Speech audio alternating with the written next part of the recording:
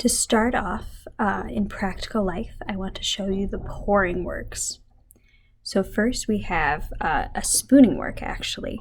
This is just where students move beads or dried kernels or dried beans from one bowl into another using a spoon.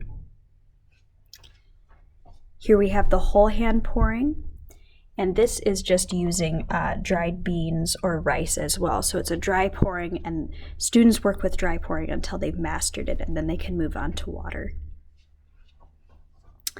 And here is another dry pouring work, but this is 2 pitchers, and it's a little bit trickier than the whole-handed pouring because students only use the 3 fingers that they use for a pincer grip, like a pencil. So this is a great work for working on that pincer grip.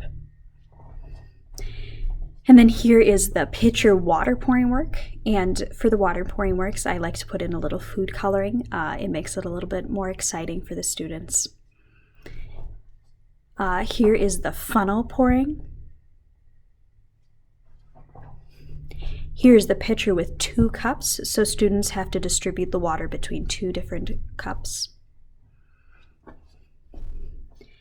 Here is the bubble making work with a whisk. Here's the eyedropper or the pipetting work. And here is the teapot pouring work. And there are many, many variations that you can do for pouring works. These are just a few examples, so I hope they were helpful.